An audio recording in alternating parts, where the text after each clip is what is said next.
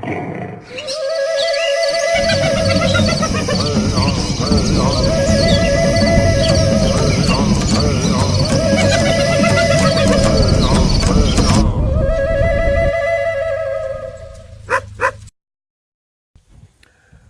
today we've come to my home in Central America for a very specific reason. I want us to talk about my neighbors. I can't get rid of my neighbors. They are everywhere. They like to come and hang around with me. When I'm down by the lagoon, they're right there. When I'm sitting on the front porch, they're right here with me. And I can't get rid of my neighbors. Now, my neighbors are different than most neighbors because mine are very, very, very small, and there are just so many millions of them. They're mosquitoes. Mosquitoes are a part of what we have to deal with almost all over the world. These mosquitoes carry three things: malaria, dengue fever, and the possibility of encephalitis. None of those are any fun. So today what we're going to do is talk about mosquitoes and how we deal with them when you live in this part of the world.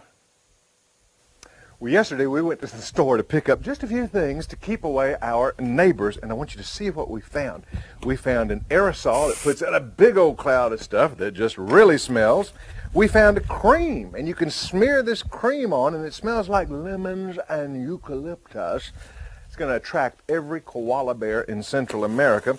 My favorite is some insect repellent that's called fish. Makes sense to me, and it's another great big cloud. That one just about got me.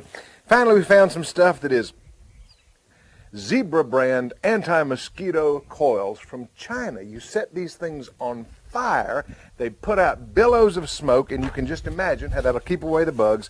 Finally, there's some repellent that you can spray on your skin and your clothes, and that keeps the bugs away. Now, all of these things have one thing in common besides the fact that they'll keep away bugs. What could that be? All of those things can hurt the environment. We don't want to pollute the water or the air or the land to control mosquitoes. Let me show you a few ways that we can do it organically, and then we'll head down to South America to meet some friends of mine. You can go underwater and the bugs can't get you. You can stay in your tent and the bugs won't get you, or you can cover yourself with mud. I'd rather we go to Lima, Peru, the capital of this magnificent South American country. Big skyscrapers, beautiful ocean views, wonderful people, and above everything else, the University of Peru and their School of Tropical Medicine. At the end of the hall, look in the courtyard, and do you see those tanks? Believe it or not, they grow mosquitoes in those tanks on purpose. The laboratory at the University of Peru is run by three scientists: Palmy, Jenny, and Veronica. Veronica's job, in part, is to feed the baby mosquito larvae. Hungry little fellas, aren't they? When they grow up, she also gets to feed the adults by dipping some cotton into some sugar fluid, putting it on that net, and the hungry mosquitoes come up and have lunch. Remember, they carry diseases, and we've been notified that up in northern Peru there's been an outbreak of a disease called dengue fever. Leaves you feeling horrible. We don't want to control mosquitoes by using pesticides, so we've brought our friends together to teach them about mosquitoes and the diseases that they carry. We're going to use a board game. We're going to use coconuts, and we're going to use bacteria. First, to teach all of our friends that malaria and dengue fever are serious diseases. Secondly, to teach them that we can take a coconut, burn the hair off that coconut, poke a hole in it, and we can actually insert bacteria and fertilizer into this coconut. We then seal it with gauze and candle wax and rotate the coconut for 3 days in bright sunshine. During that time, bacteria grows inside the coconut. It spreads throughout the water and the milk and the lining of the coconut, while we in turn head way out into the countryside to deal with an infestation of mosquitoes. Getting there is half of the fun.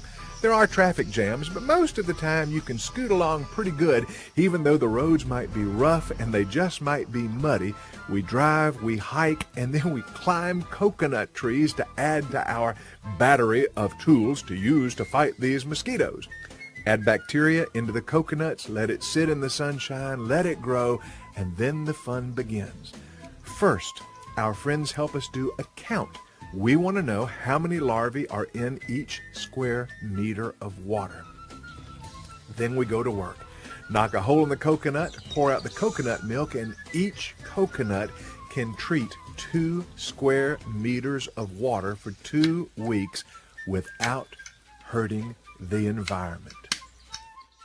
Well, I want to thank Jenny, Palmy, and Veronica and all the staff at the University of Peru in Lima for their great work with entomopathogenic bacteria. What a great word. Try to drop that in the conversation sometime today. You know, the amazing thing is that they are working on a process that will help the world begin to control unnecessary suffering caused by diseases like yellow fever, malaria, dengue fever without hurting the environment. I am so grateful for that, and I sure hope you are too. I'll see you next time on eXplorer.